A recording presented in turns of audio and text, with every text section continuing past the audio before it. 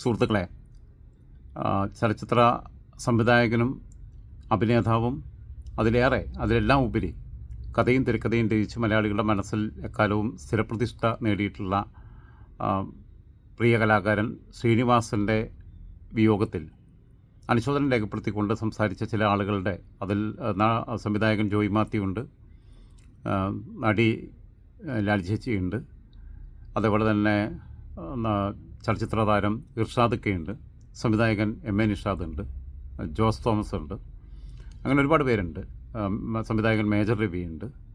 അങ്ങനെ വിവിധ ആളുകളുടെ പ്രതികരണങ്ങൾ അറിയിക്കുകയാണ്. ആദ്യമായിട്ട് തന്നെ ഇർഷാദ് ഞാൻ ശ്രദ്ധിക്കുന്ന പാഠം മുന്നൊരു വിലാപം എന്ന സിനിമയിൽ മീര ജാസ്മിൻ്റെ കൂടെ ജോഡിയായിട്ടാണ് അഭിനയിച്ചത്. ആ സിനിമയ്ക്കകത്ത് TV ചന്ദ്രൻ്റെ ആ സിനിമയ്ക്ക് അന്ന് ദേശീയ അവാർഡ് കിട്ടിയതാണ്. മീര ജാസ്മിന് മികച്ച നടിക്കുള്ള ദേശീയ അവാർഡ് കിട്ടിയതാണ്. അദ്ദേഹം ഏകദേശം 1998 പ്രണയവർണ്ണങ്ങൾ എന്ന സിനിമയിലൂടെയാണ് അഭിനയ രംഗത്ത് കടന്നു വരുന്നത്. പിന്നീട് അദ്ദേഹം TV ചന്ദ്രൻ, PT കുഞ്ഞുമുഹമ്മദ്, പ്രിയനന്ദനൻ, ഡോക്ടർ ബിജു തുടങ്ങിയ ഒരുപാട് പ്രഗത്ഭരുടെ സിനിമകളിലൊക്കെ അദ്ദേഹം മുൻകാണിച്ചിട്ടുണ്ട്. ഇർഷാദ് ഈ വിഷയത്തിൽ എന്താണ് പിന്നെ ഇദ്ദേഹത്തിൻ്റെ ഈ അപ്രതീക്ഷിതം ആയിട്ടുള്ള വിയോഗമാണ്. രോഗക്കിടക്കിലാണെങ്കിലും ഇന്നിപ്പോൾ അങ്ങനെ ഒരു വാർത്ത മലയാളി രാവിലെ കേൾക്കുമെന്ന് ഒട്ടും പ്രതീക്ഷിച്ചിരുന്നില്ല. ഇർഷാദ് വാക്കുകളിലേക്ക് വരാം.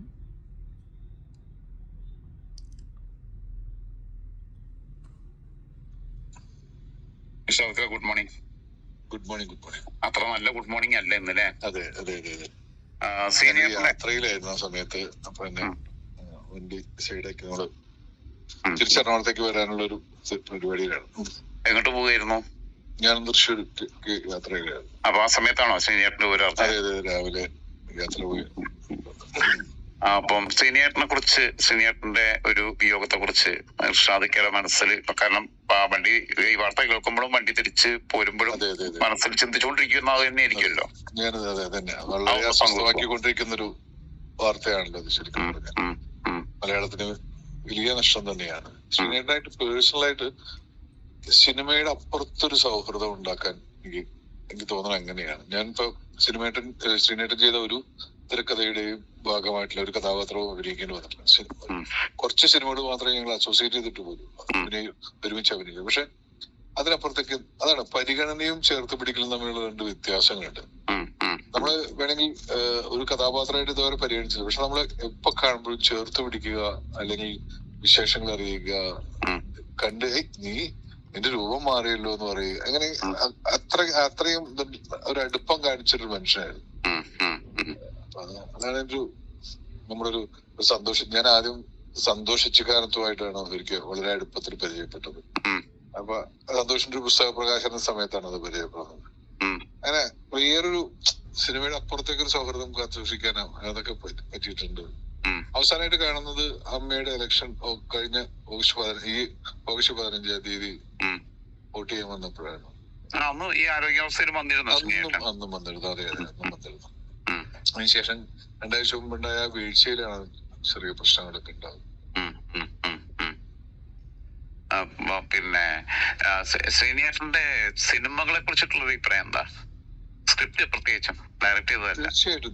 തീർച്ചയായിട്ടും അത് നമുക്ക് രാഷ്ട്രീയപരമായി വിയോജിപ്പ് ഉണ്ടാവുമ്പോ തന്നെയും നമ്മൾ ചിരിക്കാൻ അല്ലെങ്കിൽ ചിന്തിപ്പിക്കാനുള്ള അവസരം ഉണ്ടാക്കുന്ന ഒരുപാട് സിനിമകൾ മലയാളികൾക്ക് സമ്മാനിച്ചൊരു മനുഷ്യനാണ് ശരിക്കും. ആക്ഷേപഹാസ്യമായിട്ട് അദ്ദേഹത്തെ പരിഹസിച്ചത്ര വേറെ ആരും ഈ ലോകത്ത് അദ്ദേഹത്തെ പരിഹസിച്ചിട്ടുണ്ടാവില്ല. മർമ്മം കലർത്തിക്കൊണ്ട് എല്ലാ കാര്യങ്ങളെയും കാണാൻ കഴിയും. എത്ര വളരെ ഗൗരവമുള്ള വിഷയങ്ങളെയും ആളുകളെ, ഇപ്പൊ ചിന്താവിഷയായ ശ്യാമള എന്ന് പറയുന്ന സിനിമ പോലും വേറൊരു സ്വരൂപം എന്ന് പറയുന്ന സിനിമയുടെ അതിന്റെ ഒരു കമേഴ്ഷ്യൽ വശമാണ് ശരിക്കും പറഞ്ഞാൽ. കെ.ആർ. മോഹനേട്ടന്റെ അദ്ദേഹം തന്നെ നായകനായിട്ട് അഭിനയിച്ച സിനിമയുടെ അപ്പൊ എങ്ങനെയാണ് ലളിതമായ ആളുകളിലേക്ക് എത്തിക്കുക എന്നുള്ളൊരു ശ്രമം കൂടി ഉണ്ട് അതിന്റെ പിന്നിൽ. എത്രയും ലാളിത്യത്തോടെ ആളുകള് ഏറ്റെടുക്കുന്ന സിനിമകൾ ചെയ്യുക എന്നുള്ളത്. നമ്മള് മറ്റേ ആ വിവാദ വിഷയം മനുഷ്യൻ ചെയ്യണമെന്നില്ല. സ്വരൂപത്തെ ഇൻസ്പയർ ചെയ്ത് ഞാൻ പേഴ്സണലി പറയാണ്, ഇൻസ്പയർ ചെയ്തിട്ടാണ് ആ സിനിമ ഉണ്ടായതെന്നുള്ളത് പറയണമെന്നല്ല.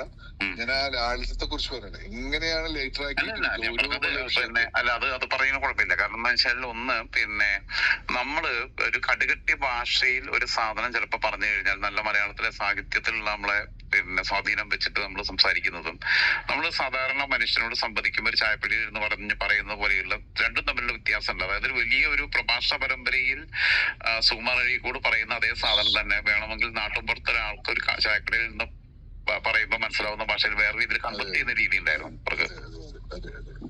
അപ്പൊ കല കൊണ്ട് ആത്യന്തികമായിട്ട് ഉദ്ദേശിക്കുന്നു അതാണല്ലോ, അത് പ്രേക്ഷകരിലേക്ക് അതിന്റെ മെസ്സേജ് പാസ് ചെയ്യാന്നുള്ളതാണല്ലോ. അതിലധികം വിജയിച്ചു. ഹലോ, അതാണ് അദ്ദേഹത്തിന്റെ ഒരു ഓർമ്മകൾ എന്ന് പറയുന്ന സാധനം. അപ്പൊ തിരിച്ച് ഇങ്ങോട്ട് ശ്രീനേട്ടനെ കാണാൻ വേണ്ടി വന്നുകൊണ്ടിരിക്കുകയാണ്. ഓക്കെ ഓക്കെ ഓക്കെ ഓക്കെ, ശരി ശരി ശരി, താങ്ക്സ്.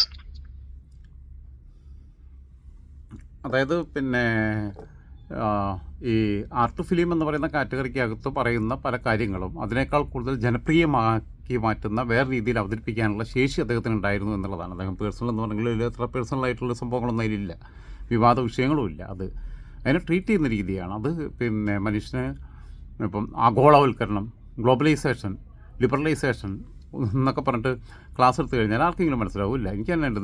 കഴിഞ്ഞ 2020 തദ്ദേശ സ്വയംഭരണ തെരഞ്ഞെടുപ്പിൻ്റെ സമയത്ത് DYFIയുടെ മലപ്പുറം ജില്ലാ പ്രസിഡൻ്റായിട്ടുള്ള ഷബീർ CPM ഏരിയ കമ്മിറ്റി മെമ്പറുമാണ്.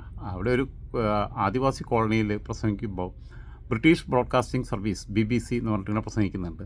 അത് കഴിഞ്ഞപ്പോൾ ഞാൻ പേഴ്സണലായിട്ട് പറഞ്ഞിട്ടുണ്ട് ഷബീറിനോട്, ഷബീർ എങ്ങനെയെന്നല്ല ഇവിടെ സംസാരിക്കേണ്ടത്, നമ്മുടെ മുമ്പിലിരിക്കുന്ന ഓഡിയൻസിനെ കുറിച്ച് ധാരണയുണ്ടാവണം, അവരിലേക്ക് നമ്മൾ പറയുന്ന കാര്യങ്ങൾ കമ്മ്യൂണിക്കേറ്റ് ചെയ്യണം എന്നുള്ളത്. പിന്നെ ഷബീറിന് ഒരുപാട് മാറ്റങ്ങളൊക്കെ വന്നിട്ടുണ്ട്, ഞാൻ ശ്രദ്ധിക്കാറുണ്ട്. നിലമ്പൂർ സ്ഥാനാർത്ഥിയായിട്ടൊക്കെ പരിഗണിച്ചിരുന്നതാണ്.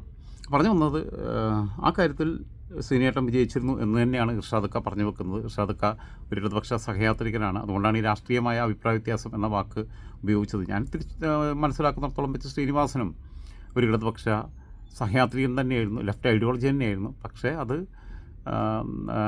വഴിതെറ്റിപ്പോകുന്നതിലുള്ള പിന്നെ വിയോജിപ്പുകളും വിമർശനങ്ങളുമാണ് അദ്ദേഹം സിനിമയിലൂടെ നടത്തിയതെന്നാണ് എൻ്റെ അഭിപ്രായം.